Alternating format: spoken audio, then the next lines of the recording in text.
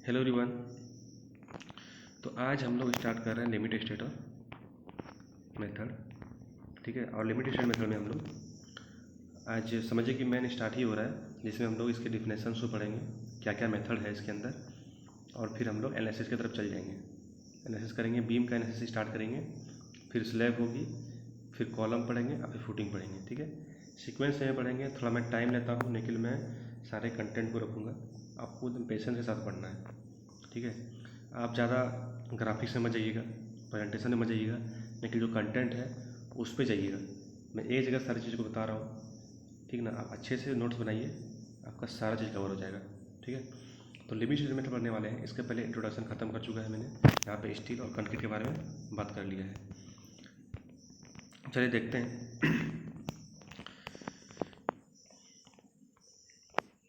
तो limit state method क्या है इसको समझ लेते हैं पहले। लिमिट स्टेट मेथड जो कि हमारे IAS कोड बुक 456/2000 में अच्छे से मेंशन है। जितने भी क्राइटेरियाज है, जो हमारे पास एक्चुअल डाटा है, या फिर जो हमारे एजेंशंस है जो वहाँ से लेने होते हैं, वो इसमें मेंशन है। ठीक है, कंडीशन वगैरह इसमें LSM के मेनली है, और थोड़े बहुत WSM के पीछे में दिए हुए हैं। WSM एक मेथड हुआ करता था, उसके बाद जो है फर्दर इम्प्रोवाइजेशन LSM अभी अडॉप्ट किया गया है। मैक्सिमम जो स्ट्रक्चर बनते हैं वो LSM पे बनते हैं, लेकिन कहीं कहीं अभी भी जहाँ पे सेफ्टी बहुत ज़्यादा रखा जाता है वहाँ पे WSM यूज़ कर लिया जाता है। जैसे वाटर टैंक हो गया, डैम्स वगैरह में यूज कर सकते हैं अभी भी। ठीक है, बस थोड़ा सा कॉस्टली हो जाता है वो, क्योंकि मटेरियल का यूटिलाइजेशन WSM में अच्छे से नहीं होता है। लिमिट स्टेट क्या है, डेफिनेशन की बात करें तो the acceptable limit for safety and serviceability requirement before structure fail is called limit state. Limit state क्या है, सेफ्टी और सर्विसिबिलिटी क्राइटेरिया को हम लोग पहले ही सेटिस्फाई करा देते हैं बिफोर फेलियर। यदि इस रिक्वायरमेंट को फोर्स फुलफिल कर रहा है तो इसको बोलते हैं लिमिट स्टेट। लिमिट स्टेट हमारे पास दो टाइप हो गए, पहले जैसे बोल दिया, एक है सेफ्टी, दूसरा सर्विसिबिलिटी। तो सेफ्टी क्राइटेरिया जब देखते हैं ना तो उसको बोल देते हैं लिमिट स्टेट ऑफ कोलैप्स। अगर सर्विसिबिलिटी को देखते हैं तो बोलते हैं लिमिट स्टेट ऑफ सर्विसिबिलिटी।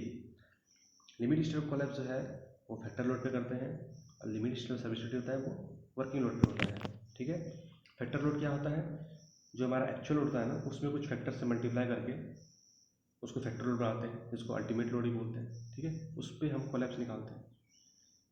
और जो सर्विसिबिलिटी होता है वो एक्चुअल लोड पे निकलता है, जिसको वर्किंग लोड बोलते हैं। ठीक है, अब कोलैप्स और सर्विसिबिलिटी में देखते क्या है। सर्विस कोलैप्स में से बात करें कि स्ट्रक्चर जो है फेल हो जाती है, जैसे लार्ज डिफॉर्मेशन हो गया, बैंड हो गया, है ना। उस केस में स्ट्रक्चर के पास यदि लोड हटा भी दें तो अपने पोजीशन पर रिगन नहीं कर पाएगी, है ना। वो फेल हो चुकी है, उसके बाद वो फर्दर लोड नहीं लेगी, उसी लोग बोलते हैं हम लोग लिमिट स्टेट ऑफ कोलैप्स, जो मेनली क्या है सेफ्टी को देख के किया जाता है। तो सेफ्टी कंडीशन जो होता है लिमिट स्टेट में उसको बोलते हैं लिमिट स्टेट ऑफ कोलैप्स। दूसरा, लिमिट स्टेट ऑफ सर्विस में क्या कर रहे हैं, सर्विसिबिलिटी में हम लोग वर्किंग लोड पे निकाल रहे हैं जो एक्चुअल लोड है। ठीक है, इसमें किसी फैक्टर से मल्टीप्लाई नहीं करते हैं, लेकिन यहाँ पे हम लोग क्या देख रहे हैं, यहाँ पे हम लोग देख रहे हैं कि परफॉर्मेंस के स्ट्रक्चर का, जैसे वाइब्रेशन हो रहा है, एक्सेसिव डिफॉर्मेशन हो रही है, क्रैक्स आ रहे हैं, ये सब देखते हैं। यहाँ पे स्ट्रक्चर फेल नहीं हुई है, हम क्या देख रहे हैं, परफॉर्मेंस देख रहे हैं स्ट्रक्चर का। ठीक है, अब हम लोग बारी बारी समझेंगे। यहाँ पे मैंने मेंशन कर दिया है नोट में कि जो लोड लेते हैं हम लोग, वो एक होगा कोलैप्स कंडीशन, दूसरा होगा सर्विसिबिलिटी कंडीशन। कोलैप्स कंडीशन में हमने अभी बताया कि वहाँ पे स्ट्रक्चर पर लोड हटाने के बाद after removal of load it will not regain. ठीक है, but in serviceability condition will regain. यदि आप लोड लगाते हो फिर हटाते हो तो फिर अपना पोजीशन पर आ जाएगी। तो फिर हम बच्चे क्या करते हैं, चेक करते हैं परफॉर्मेंस, जैसे एक्सेसिव वाइब्रेशन आ गया, क्रैक्स आ रहे हैं, ये सब क्या हो गए, सर्विसिबिलिटी कंडीशन में आ गए। ठीक है, अब बारी बारी से दोनों को समझ लेते हैं। सबसे पहले हम समझते हैं लिमिट स्टेट ऑफ कोलैप्स, या फिर बोल रहे हैं सेफ्टी क्राइटेरिया जिसको बोल रहे हैं। यहाँ पे हम लोग क्या करते हैं, सेफ लोड कैपेसिटी जिसको बोल सकते हैं उसको हम लोग स्ट्रेंथ बोलते हैं। सेफ्टी कंडीशन में हम लोग स्ट्रेंथ निकालते हैं जिसको बोलते हैं सेफ लोड रेजिस्टिंग कैपेसिटी। ठीक है, लिमिट स्टेट ऑफ कोलैप्स में हमारे पास क्या होता है, जो एक्चुअल लोड होते हैं ना उसको फैक्टर लोड में चेंज करते हैं। और जब किसी स्ट्रक्चर का फैक्टर लोड के रीच कर लेती है कोई अल्टीमेट लोड, इसको बोल दे रहे हैं, मतलब फैक्टर लोड जो है जब अल्टीमेट लोड को रीच कर लेती है तब ये कोलैप्स वाली कंडीशन आती है ना। जैसे मान लीजिए कोई स्ट्रक्चर है, वो 100 किलोन्यूटन का लोड ले सकती है, तो अप टू 100 यदि हम लोग रख रहे हैं ना तो स्ट्रक्चर सेफ है। 90 रख रहे हैं, 80 रख रहे हैं, 70 रख रहे हैं, ठीक है। लेकिन जब 100 पहुँच गए, हम फैक्टर लोड पे पहुँच गए, उसी को हम अल्टीमेट लोड बोल रहे हैं। फर्दर उसके लोड लगाएंगे तो फेलियर के चांसेस हो सकते हैं, ठीक है। फेलियर होते हैं due to extreme large deformation, है ना, not resorted strength after failure. सही बात है, जब आपके फेलियर हो जाएंगे तो आपका जो डिजाइन स्ट्रेंथ है वो नहीं देगी, या फिर बोल सकते हैं वो स्ट्रेंथ लेगी ही नहीं। इसके अंदर क्या क्या आ जाएंगे, सेफ्टी कंडीशन में हमारा बैंडिंग आ गया, शियर फेलियर हो सकती है, टॉर्जन फेलियर है, कंप्रेसिव फेलियर होता है, स्लाइडिंग है, बकलिंग हो सकते हैं, ओवरटर्निंग, और इसके लिए सेपरेट क्रैक और फटीग के लिए नहीं निकालते हैं, ठीक है। ये हो गई। दूसरी कंडीशन है सर्विसिबिलिटी कंडीशन, जिसमें परफॉर्मेंस देखते हैं स्ट्रक्चर का अंडर सर्विस लोड, ऐसी को बोलते हैं वर्किंग लोड, तो एक्चुअल जो लोड आ रही है, ठीक है। यहाँ पे एक्चुअली जो लोड एक्ट हो रही है उस पर हम लोग सर्विसिबिलिटी निकालते हैं। सर्विसिबिलिटी कंडीशन में हम लोग मेनली क्या करते हैं, परफॉर्मेंस चेक करते हैं। It's deal with structure performance under service और वर्किंग लोड।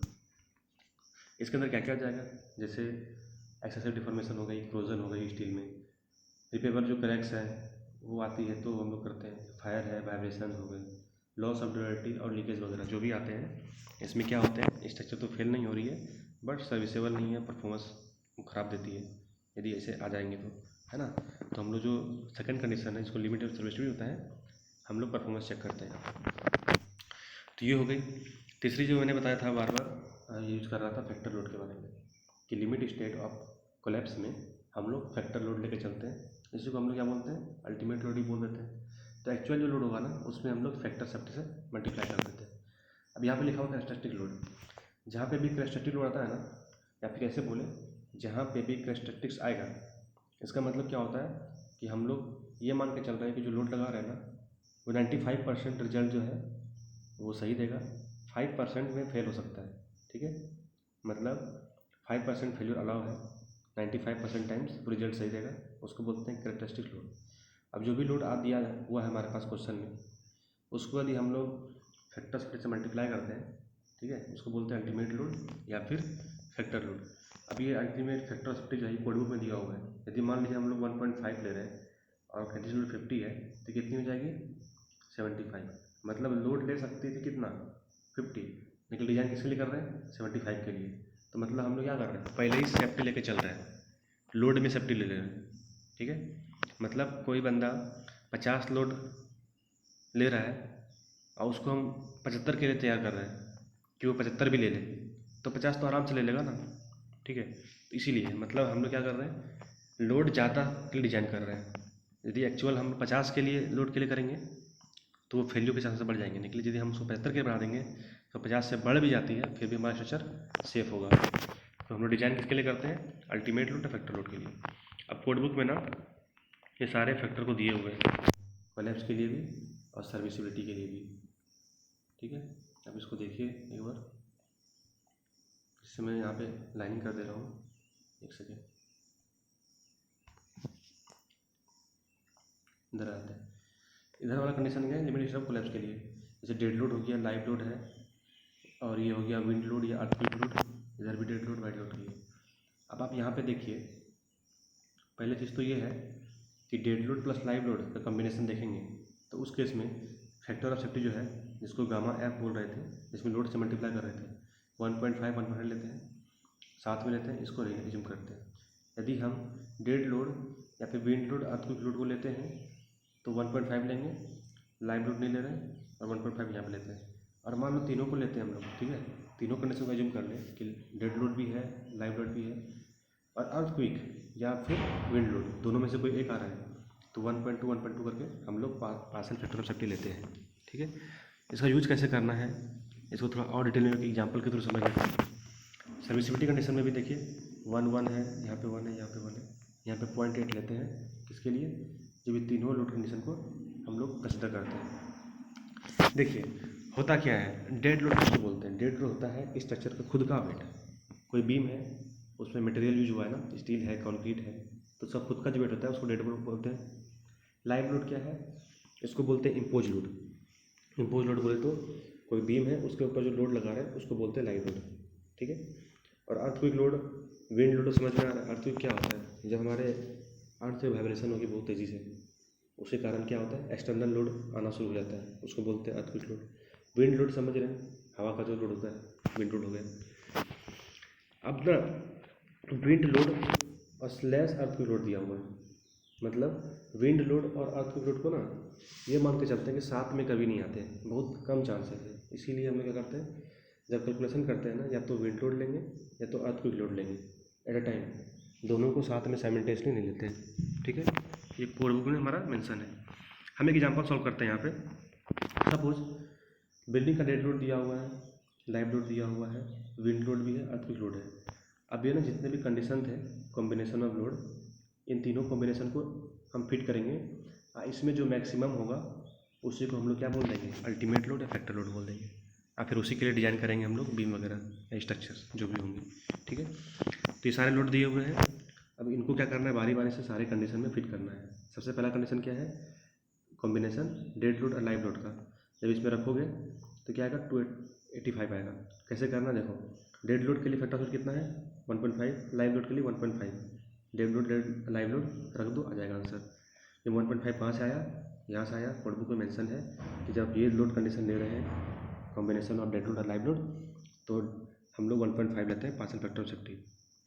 ठीक है, उसी तरीके से आप जब डेड लोड और विंड लोड ले रहे हैं तो भी 1.5 से मल्टीप्लाई करते हैं, इतनी आ गई। जब आप तीनों को ले रहे हैं, है ना, उस कंडीशन में क्या करते हैं हम लोग, 1.2 से मल्टीप्लाई करते हैं तीनों में। ठीक है, देखिए यहाँ पे है ना 1.5, ये कोड बुक का दिया हुआ है। आप कोड बुक खरीदेंगे ना, उसमें चार्ट आपको मिल जाएगा। जब आपने तीनों का वैल्यू पुट किया तो आपको पता चला कि सबसे जो मैक्सिमम लोड आ रही है वो किस में आ रही है। आप देखिए यहाँ पे 48 है और ये सबसे मैक्सिमम है। तो ये जो हमारा कॉम्बिनेशन निकला लोड का, इसी को बोलते हैं अल्टीमेट लोड। और इसी के बेसिस पे हम लोग अब डिज़ाइन करेंगे, जो भी लोड लेते हैं ना, इसी के बेसिस पे करेंगे। इन तीनों लोड कॉम्बिनेशन को सेटिस्फाई कराना पड़ता है। ठीक है, चलिए, तो हमने क्या पढ़ लिया अभी, हमने लिमिट स्टेट क्या होता है वो जान गया। लिमिट स्टेट में दो मेथड होते हैं, limit state of collapse, limit of serviceability, उसको भी जान गया। और जो हम लोग लिमिट स्टेट ऑफ सेफ्टी है, जिसको लिमिट स्टेट ऑफ कोलैप्स बोलते हैं, वो मैंने स्टार्ट कर दिया है। और उसमें हमने पढ़ा है कि जो भी हम लोग निकालते हैं सेफ्टी कंडीशन, वो हम लोग फैक्टर लोड पे निकालते हैं, जिसको बोलते हैं अल्टीमेट लोड। और अल्टीमेट लोड निकालने का तरीका भी हमने देख लिया। ठीक है, तो अब नेक्स्ट लेक्चर में आते हैं हम लोग। ठीक है, तब तक आप इसको कर लीजिए, तो लेक्चर बड़ी हो जाती है। तब तक के लिए आप बने रहिए। Thank you.